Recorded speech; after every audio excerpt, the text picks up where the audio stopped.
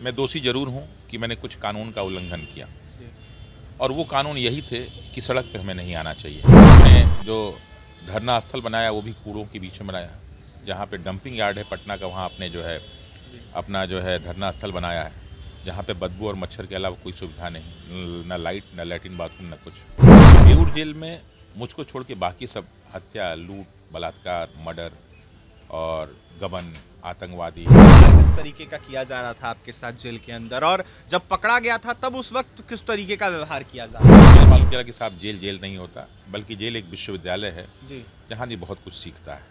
और शायद इस 20 दिनों में मैंने जीवन में वो सारी चीज़ें सीखी जो शायद हो सकता है कि 2-4 जन्म भी लेता तो मैं सीख किसी का अपना काम है एग्ज़ाम कंडक्ट कराना, और हमारा काम है जो अनियमितताएं हैं उनका विरोध करना। साहब ये लड़ाई 1 घंटे 2 घंटे की लड़ाई नहीं, ये लड़ाई 18 दिसंबर से चल रही है और ये 24 घंटे की लड़ाई है। बिहार में बीपीएससी 17वीं को लेकर देखिए आए दिन री एग्जाम की मांग की जा रही है, अभ्यर्थियों में आक्रोश है और पटना के गर्दनीबाग धरना स्थल पर आंदोलन अभी भी जारी है। सड़कों पर भी यह आंदोलन देखने को मिला है। बीते दिनों जिस तरीके से आंदोलन हुआ था वहां यह देखने को मिला कि पटना के चर्चित शिक्षक रिमांशु सर को बर्बरतापूर्वक प्रशासन के द्वारा पीटा गया, लाठी डंडे बरसाए गए और एक अपराधी की तरह उनके साथ व्यवहार कर पटना के बेऊर जेल में डाल दिया गया। कसूर बस इतना ही था, वो अभ्यर्थियों के हित में री एग्जाम की मांग कर रहे थे। अभी रिमांशु सर खुद हमारे साथ हैं। कल देखिए बीते रात इनको छोड़ा गया है बेऊर जेल से। ऐसे में सीधा सीधा जुड़ते हैं, सर से बात करेंगे। सर, पहला सवाल रहेगा, जेल गए थे आप, कैसा लगा उस वक्त जब जेल जाना पड़ा पहली बार? जेल देखिए, भेजा गया था। जो हम लोग लड़ाई लड़ रहे थे, हम लोग अपनी बातों को कह रहे थे और कहीं भी हम लोगों ने कानून का बहुत बड़ा उल्लंघन नहीं किया था।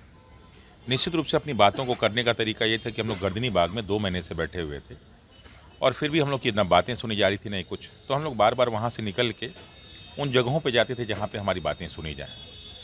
कई जगह हम लोग पहुँचे, लेकिन फिर भी हम लोग की बातें नहीं सुनी गई और हम लोग बात अपनी न्यायपालिका तक नहीं पहुंचाना चाहते थे। हम लोग अपनी बात अपनी विधायिका तक पहुंचाने जाते थे, अपने गार्जियन नीतीश कुमार जी तक पहुंचाना चाहते थे। लेकिन शायद हम लोग में कुछ कमियां रह गई हों या प्रशासन तक हम लोग नहीं पहुंच पाए हों, तो हमारे गार्जियन तक हम लोग की बात नहीं पहुंची और फिर हम लोग पे बहुत सारे आरोप लगाए गए। और फिर बिहार मतलब पटना के शायद ही कोई ऐसा थाना होगा जहाँ पर छात्रों के खिलाफ केस ना किया गया हो, और मेरे खिलाफ भी जो है गांधी मैदान में और गर्दनी बाग में, और गर्दनी वाला केस तो हमें नहीं लगता कि कोई केस जबरन वो केस किया गया, और साथ ही तीसरा जो है सचिवालय 1 पे मेरे खिलाफ केस किया गया।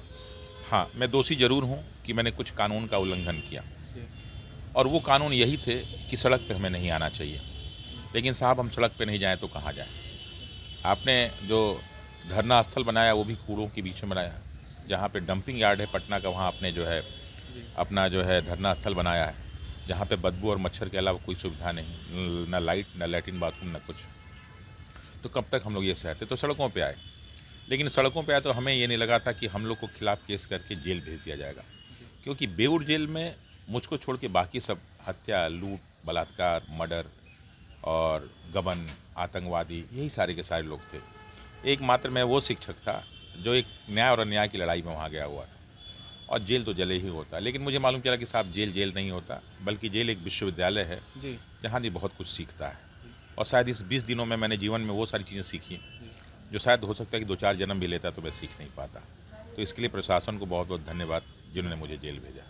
व्यवहार किस तरीके का किया जा रहा था आपके साथ जेल के अंदर, और जब पकड़ा गया था तब उस वक्त किस तरीके का व्यवहार किया जा रहा था? देखिए, जब भी पुलिस किसी व्यक्ति को पकड़ती है और जब आप धरना दे रहे होते हैं, तो पुलिस का तो एक अपना तरीका होता है, उसी तरह से पकड़ती है। वो सम्मान तो आपको देगी नहीं, क्योंकि उसकी नज़र में आप अपराधी हैं। और मेरे साथ भी कुछ ऐसा हुआ, लेकिन मैं उस चीज़ों का इसलिए विरोध नहीं करता कि पुलिस का ये कार्य है, और पुलिस अपने कार्य को बखूबी अंजाम दे रही थी, और मेरा काम था अपनी बातों को मनवाने के लिए वहाँ बैठे रहना। मैं अपना काम कर रहा था।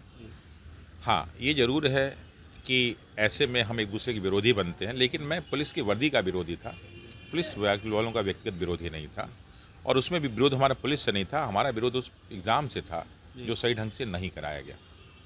और जब मैं जेल में पहुंचा तो मुझे इस बात की खुशी हुई कि शायद बेऊर जेल में भी मुझे उतनी इज्जत मिली जो शायद बड़े बड़े अधिकारियों को नहीं मिलती। जब मैं पहुंचा तब मुझे मालूम चला कि बहुत सारे पुलिस वाले भी मेरे स्टूडेंट हैं, बहुत सारे अपराधियों ने भी हमसे पढ़ाई कर रखी है। क्योंकि जो बच्चे बहुत सारे बाहर थे, बहुत सारे अलग अलग केसों में लोग गए हुए थे, बाहर थे, तो मुझसे क्लास पढ़ते थे ऑनलाइन। और जब मैं गया तो वहाँ मुझे मालूम चला कि मेरे स्टूडेंट हैं। और शायद बेऊर जेल में एक टीचर को जितनी इज्जत मिलती है, शायद वहाँ पे जो है एक आईएएस को भी उतनी इज्जत नहीं मिल रही थी। तो मैं बहुत बहुत धन्यवाद देता हूँ भगवान को कि भगवान ने इस सत्याग्रह के लिए मुझे चुना और मुझे जेल भेजा। लेकिन जेल तो जेल ही होता है, वो कष्ट तो आपको सहना ही पड़ेगा, चाहे आप कितने बड़े व्यक्ति क्यों ना हो। क्या किन्हीं पुलिस वालों के द्वारा आपको मारा भी गया था? देखिए, पुलिस से मेरी कोई लड़ाई नहीं थी, आज तक मैंने पुलिस वालों को कभी कुछ कहा नहीं है। मारा क्योंकि गया था कि नहीं रिमांशु सर? देखिए, जब लाठियाँ चलेंगी तो कौन सामने होता है ये नहीं देखा जी। जाता है। लाठियाँ चलती हैं। कस्टडी में? नहीं, कस्टडी में ऐसा कुछ नहीं हुआ था। कस्टडी में मेरे साथ जो है पुलिस वालों ने एक बहुत ही अच्छा व्यवहार किया था, जी और जैसा एक गुरु के साथ व्यवहार करना चाहिए। क्योंकि बिहार में बहुत सारे दरोगा भी मेरे स्टूडेंट हैं, लगभग 700 से 800 दरोगा हैं, जी जो मुझे नहीं मालूम था। जब मैं थानों में पहुंचता था तब मालूम चला। और निश्चित रूप से यहाँ बहुत सारे ऐसे दरोगा हैं जिनके पास संस्कार है, और मेरे स्टूडेंट में संस्कार तो होता ही है। जी उनको आप जो है घूस लेने में आप जेल में नहीं कर सकते, वो ईमानदारी से काम करते हैं। तो मैं जब थानों में गया तो मुझे एक अच्छे अपराधी के साथ जैसा व्यवहार करना चाहिए पुलिस को। नो डाउट पुलिसिंग की व्यवस्था यहाँ पे नहीं सिखाई गई है बहुत अच्छे ढंग से, लेकिन फिर भी इतना तो मैंने देखा कि एक पढ़े लिखे व्यक्ति के साथ कैसे थाना में बर्ताव करना चाहिए था, वो पुलिस मेरे साथ कर रही थी, और बहुत ही अच्छा बर्ताव अब था। 70वीं बीपीएससी का क्या होगा? लगातार इसी के लिए आप लड़ रहे थे, अभी भी लड़ेंगे ही कहा जा रहा है रिमांशु सर। तो अब 70वीं बीपीएससी का क्या? देखिए, हम लोग की जो लड़ाई 18 दिसंबर से शुरू हुई थी, हम लोग विधायिका और कार्यपालिका में अपनी बात पहुंचाना चाहते थे कि बीपीएससी तक हम लोग की बात पहुंचे, लेकिन बीपीएससी हम लोग की बातों को नहीं सुना। अधिकारियों ने कभी नहीं सोचा कि एक बार बच्चों को बुलाते हैं। हम नहीं चाहते थे हमें बुलाए, हम चाहते बच्चों को बुलाएं, उनकी समस्याओं को सुनो। क्योंकि जो बीपीएससी में क्वेश्चन पेपर भी आया, क्वेश्चन पेपर जो आया था 4 तारीख को, उसमें 4 गलतियाँ, 13 में 4 गलतियाँ उन्होंने हटाई। यानी खुद स्वीकार करते हैं कि आप 150 क्वेश्चन आपके जो है एग्ज़ाम के पेपर बनाने वाले नहीं बना पा रहे हैं, उनके खिलाफ आपने कोई कार्रवाई नहीं की। इवन कि और भी बहुत सारे एग्ज़ाम में बहुत सारे जो है पेपर क्वेश्चंस बहुत गलत थे, आपने उनको हटाया नहीं, आपने करेक्शन नहीं किया, और दोनों को किस आधार पे आपने बराबर कर दिया, ये एक अपने आप में बहुत बड़ा प्रश्न था। और इस प्रश्न को उन्होंने सॉल्व नहीं किया, तो मजबूरन हम लोग को न्यायपालिका में जाना पड़ा। और न्यायपालिका को मैं पहले दिन से कहता हूँ कि न्याय का मंदिर है, क्योंकि मैं भी वकालत मैंने भी पढ़ी है, वकालत मैंने भी सीखी है, और भारत के सबसे अच्छे इंस्टीट्यूट्स सीएलसी दिल्ली यूनिवर्सिटी से सीखी है।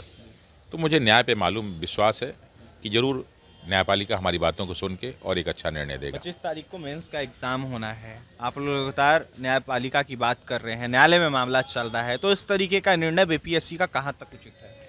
देखिए, बीपीएससी का अपना काम है एग्ज़ाम कंडक्ट कराना, जी। और हमारा काम है जो अनियमितताएं हैं उनका विरोध करना। लेकिन बीपीएससी ने जब पीटी का रिजल्ट दिया था तो उसके नीचे एक लाइन भी लिखा था कि जो भी एग्ज़ाम की आगे प्रक्रिया है वो तो जारी रहेगी, क्योंकि कोर्ट ने हम लोग को जो स्टे नहीं दिया था, तो जो जारी है वो तो जारी रहेगी है। लेकिन जो भी निर्णय होगा कोर्ट, उस पर हम लोग के बाकी आगे सारे डिसीजन निर्भर करेंगे। तो हम लोग के केस की सुनवाई चूँकि हो नहीं पा रही है, 3-4 माननीय उच्च न्यायालय के न्यायाधीश साहब साथ छुट्टी पे हैं या अन्य कोई कारण हो सकता है, लेकिन जब भी सुनवाई होगी तो निश्चित रूप से एक सकारात्मक निर्णय आएगा और निर्णय हम लोग के पक्ष में आएगा, और ये एग्ज़ाम री एग्ज़ाम होना चाहिए, इस बात को न्यायालय जरूर अपना मुहर लगाएगा। लगातार लेकिन कई सारे शिक्षक हैं जो चर्चित हैं, उनके द्वारा कहा जा रहा है कि जो री एग्ज़ाम की मांग हो रही है, इसको लेकर अगर कोर्ट के फैसले से पहले एग्ज़ाम ले लिया जाता है मेंस का, तो आगे चल के कोर्ट अगर फैसला अभ्यर्थियों के हित में सुनाता है तो पेपर कैंसिल होगा। पेपर कैंसिल होगा तो जिन अभ्यर्थियों ने मेहनत किया वो मेहनत भी बर्बाद चला जाएगा। इसके साथ ही सरकार जो कॉपी के लिए या फिर अनेकों चीज़ों के लिए कह सकते हैं जो पैसे खर्च करेगी, या फिर कह सकते हैं एग्ज़ाम करवाने के लिए जो पैसे खर्च करेगी, वो तो बर्बादी हो जाएगा ना। तो बड़ा सवाल है साहब, अगर सरकारी पैसे की बर्बादी की बात करें तो एक छोटा सा मैं एग्जांपल देता हूँ। बोरिंग कैनाल रोड का जो रोड है ना, वो 3 बार तोड़ के बनाया गया। एक बार क्या हुआ कि वहाँ निर्णय हुआ कि वहाँ वेंडिंग जोन बनेगा, बनना शुरू हुआ, फिर जो है कोर्ट ने उस पर रोक लगा दिया। फिर वहाँ की पार्किंग बनेगा, फिर वहाँ की वहाँ पार्क डेवलप होगा, और तीनों बार कोर्ट ने जो है उस पर निर्णय लेके उसको रोकवा दिया। तो क्या उसमें पैसा बर्बाद नहीं हुआ? बहुत सारे जो है सरकार के ऐसे निर्णय होते हैं जिसमें बहुत सारा पैसा बर्बाद होता है। अभी बहुत सारी यात्राएं चल रही, क्या उसमें पैसा बर्बाद नहीं हो रहा है? तो अगर पैसे की बर्बादी की बात देखें, और यहाँ पे आप जो है बिहार के भविष्य को तय करने जा रहे हैं, और बच्चों ने तो कहा है कि साहब ईमानदारी से पेपर करा दीजिए, हम दोबारा पैसा दे देंगे 200-400 रुपये। और मैं आपको बता दूं कि अगर आप अदर स्टेट को देखेंगे तो वहाँ पे जो भी प्रोविंशियल सिविल सर्विसेज जो पीसीएस के एग्ज़ाम होते हैं, उसका जो फॉर्म का फ़ीस है वो यहाँ की अपेक्षा लगभग 5-6 गुने कम है, 100-150 रुपये, और यहाँ पे हम लोग से 600-700 रुपये लिया जाता है। तो अगर इतना अदर स्टेट को देखा जाए तो इतने में तो 4 बार पेपर करा देगा। तो ये कहना कि पैसे की कमी के कारण ये समस्याएं हो रही हैं, साहब नहीं। अगर भविष्य अच्छा होता है तो कई बार बिल्डिंग तोड़वा के नई बिल्डिंगें बना दी जाती हैं।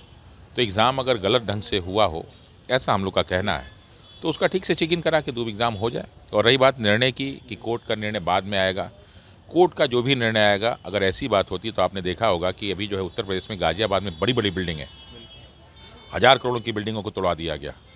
होता ये भी गरीबों को दे दिया जाता, लेकिन कानून का निर्णय होता है, न्यायपालिका का निर्णय होता है, उसको आपको फॉलो करना ही पड़ेगा, चाहे उसके लिए बहुत सारे पैसे की हानि क्यों ना हो जाए। देवांशु सर, 17वीं बीपीएससी को लेकर राजनीतिकरण करने का आरोप कई सारे अभ्यर्थियों के द्वारा, छात्रों के द्वारा, या फिर कह ले कई लोगों के द्वारा लगाया जा रहा है। आप कैसे देखते, क्या आप भी मानते 17वीं का राजनीतिकरण कर दिया गया? देखिए, राजनीतिकरण होना किसी भी चीज़ का गुनाह नहीं, गलत नहीं है। जी। जब कोई समस्या है, और बिहार एक ऐसा राज्य है जहाँ पे सबसे ज़्यादा जो है नवयुवक हैं, युवाओं का राज्य है बिहार, और वहाँ पे हम लोग की जो सबसे पहली डिमांड होती है वो गवर्नमेंट जॉब ही होती है। और उसमें भी बिहार का सबसे बड़ा गवर्नमेंट जॉब बीपीएससी, अगर उसमें कुछ अनियमितताएँ होती हैं और ये मुद्दा राजनेताओं के पास जाएगा, तो हम लोगों ने पहले दिन में किसी राजनेता को मना नहीं किया था। हमने बीजेपी से कहा साहब आप आइए, जेडीयू से कहा आप आइए, RJD, Congress, communist party, Jansuraaj, Ramvilas Paswan ji की पार्टी, चिराग पासवान जी, जिस भी पार्टियां हैं, हमने किसी को मना नहीं किया। साहब आइए, हमारी समस्याओं को संसद में उठाइए, हमारी समस्याओं को विधानसभा में उठाइए, और ये होना चाहिए, ऐसे ही मुद्दों का राजनीतिकरण होना चाहिए। हाँ, व्यक्तिगत लाभ के लिए नहीं होना चाहिए, समस्या के समाधान के लिए होना चाहिए। अगर राजनीतिकरण आप ये कह रहे हैं कि लोगों ने व्यक्तिगत लाभ उठाया, तो मैं बता दूँ कि इसमें किसी को लाभ नहीं मिला, बल्कि जो भी गलत मंशा से आया उसका नुकसान हुआ है। लेकिन अगर कोई भी इसका समाधान करता है तो निश्चित रूप से उसको राजनीतिक लाभ मिलना चाहिए, और मुझे इसमें कोई भी परेशानी नहीं। अंतिम सवाल रहेगा आपसे, आंदोलन अभी भी जारी है गर्दनीबाग धरना स्थल पर। खान सर, रहमान सर लगातार जो है आपके न रहते हुए भी अभ्यर्थियों की आवाज़ बुलंद करते हुए नजर आ रहे हैं। कई बार उन्होंने बयान दिया है, अभी भी लगातार बयान दे रहे हैं। क्या रिमांशु सर उन लोगों के साथ उतरेंगे या फिर अकेला समर्थन देंगे अभ्यर्थियों को? देखिए, जब मैं पहले दिन में उतरा था तो सभी का वहाँ स्वागत था। 18 दिसंबर को क्या मैंने किसी को रोका था? लेकिन बहुत सारे लोग बहुत सारे कारणों को बता के नहीं आ रहे थे, बाद में आए।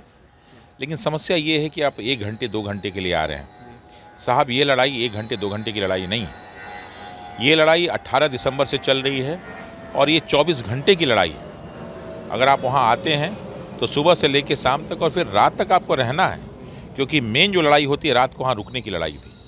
लेकिन कितने लोग रुके? क्या हम लोगों ने किसी को मना किया? साहब रुकिए हमारे साथ। लेकिन जब रात को रुकने की बारी आती है तो गिने चुने 20, 25, 30 लोग ही रुक पाते हैं। कभी कभी ऐसा भी हुआ, जब 17 जनवरी और 18 जनवरी की रात थी तो हम लोग 3 लोग सोए हुए थे, जिस दिन अगले दिन राहुल गांधी आए थे। और ऐसा कई बार हुआ। आप ये सोचिए कि हम प्रशासन से लड़ रहे हैं और 3 लोग वहाँ सोए हैं रात में, वो भी ऐसी जगह जहाँ आसपास कोई नहीं, कोई भी हम लोग के साथ कुछ भी मिसहैपन हो सकता था। लेकिन वो साहस और हिम्मत, न्याय का जो साहस हिम्मत होता है, हम लोग किसी से भी लड़ने के तैयार, और हम लोग रात भर जगे रहे, क्योंकि जगे रहेंगे तो हमारे खिलाफ कोई कुछ नहीं कर पाएगा, और हम लोग लड़े। तो जिसको भी सपोर्ट करना है वो 24 घंटे सपोर्ट करे। 2 घंटे 4 घंटे का सपोर्ट, 2 दिन का सपोर्ट से साथ लड़ाइयाँ नहीं जीते जाती हैं, बल्कि लड़ाई कमज़ोर होती है।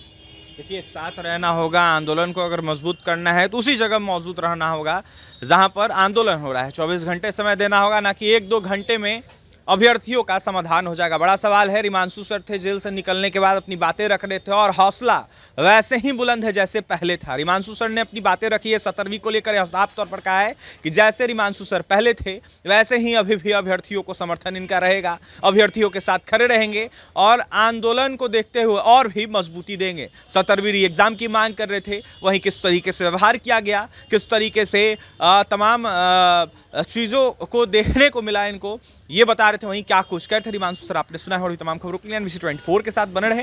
कैमरे के पीछे हमारे सही सुधांशु है। बहुत बहुत धन्यवाद।